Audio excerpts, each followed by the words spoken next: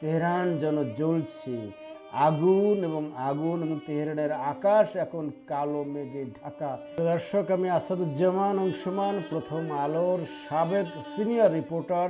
যুক্তরাষ্ট্রের হামলায় ইরানের তেহরানবাসী কিন্তু এখন নাবিশ্বাস। মার্কিন যুক্তরাষ্ট্রের হামলায় ইরানের 1300-র বেশি মানুষ মারা গিয়েছে। তেহরানের আকাশে এখন কালো ধোঁয়া।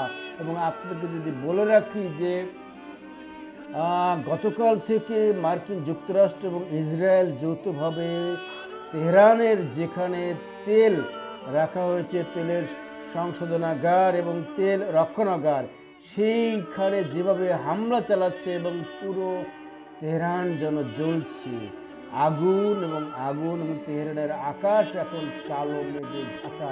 তেহরান যেন জ্বলছে আগুন এবং তেহরানের আকাশ এখন কালো মেঘে ঢাকা। দর্শক, আমি আসাদুজ্জামান অংশমান, প্রথম আলোর সাবেক সিনিয়র রিপোর্টার। যুক্তরাষ্ট্রের হামলায় ইরানের তেহরানবাসী কিন্তু এখন নাবিশ্বাস।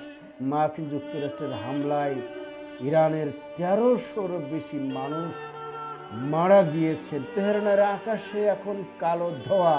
এবং আপনাকে যদি বলে রাখি যে গতকাল থেকে মার্কিন যুক্তরাষ্ট্র এবং ইসরায়েল যৌথভাবে তেহরানের যেখানে তেল রাখা হয়েছে, তেলের সংশোধনাগার এবং তেল রক্ষণাগার, সেইখানে যেভাবে হামলা চালাচ্ছে এবং পুরো তেহরান যেন জ্বলছে আগুন এবং তেহরানের আকাশ এখন কালো মেঘে ঢাকা।